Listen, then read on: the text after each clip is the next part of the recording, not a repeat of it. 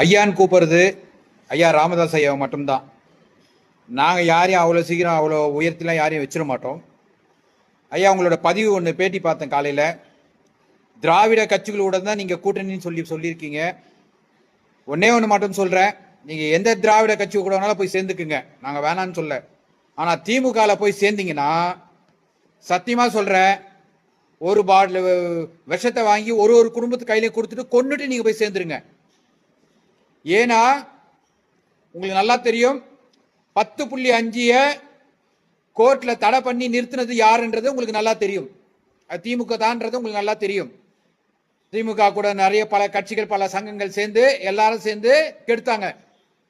நீ என் புள்ள பிரியா படிக்க வேண்டிய சீட்டை பணம் கொடுத்து நாங்கள் படிக்க வச்சுட்டு இருக்கோம். ஒவ்வொரு வன்னியரும் உலகத்தில் இருக்க அத்தனை வன்னியருக்காக தான் பேசுறேன். நீங்க மறுபடியும் திராவிட கட்சியில போய் நாங்க கூட்டணி சேர்றோம் அப்படின்னு நீங்க போய் நின்னீங்கன்னால் ஒரே ஒரு ஓட்டு கூட உங்களுக்கு விழாது. நல்லா எழுதி வச்சுங்க ஐயா ராமதாஸ் ஐயா, ஒரே ஒரு ஓட்டு கூட விழாது ஐயா. மனசாலையும் உடலாலையும் நாங்க நொந்து போய் கிடக்கோம்.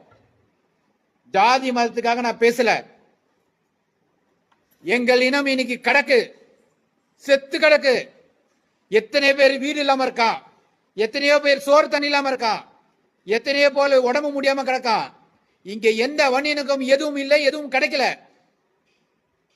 எந்த திராவிட ஆட்சியிலும் எங்களுக்கு எதுவும் கிடைக்கல. எடப்பாடியார் 10.5 கொடுத்தார். ஆனா அதை கெடுத்து தடுத்து நிறுத்தினது யாருன்னு இந்த உலகத்துக்கும் தெரியும், உங்களுக்கும் தெரியும். இது தெரிஞ்சும் நீங்க போய் நான் திராவிட கட்சி கூட சேருவேன் அப்படின்னு நீங்க திமுகவில் சேர்ந்தீங்கன்னா, மறுபடியும் சொல்றேன், ஒத்துமொத்த வன்னியருக்கும் நீங்க விஷத்தை வாங்கி கொடுத்து கொன்னுட்டு நீங்க போய் சேர்ந்துக்குங்க. நீங்க அந்த கட்சியில சேர்றதும் எங்களை எல்லாரையும் கொல்றதும் ஒண்ணுதான். புரியுதுங்களா ஐயா?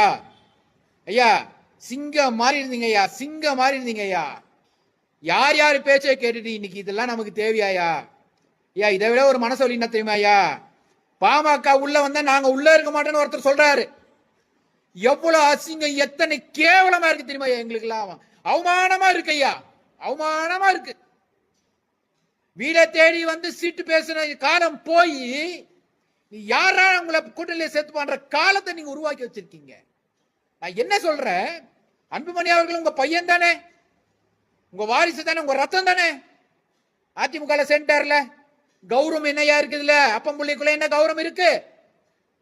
அதிமுக சேர்ந்துட்டார்ல, அப்புறம் எதுக்கு நீங்க இன்னொரு கூட்டணி தேடுறீங்க? உங்க பையன் தானே. டே வாடா, அன்புமணி தான் நிக்க போறாரு, உங்க பையன் தானே. தப்பே அவர் பண்ணிட்டா கூட மன்னிச்சு ஏத்துக்கிறது தான் சார் பெரிய மனுஷனோட தகுதி. அதுக்கு தான் சார் பெரிய மனுஷன்.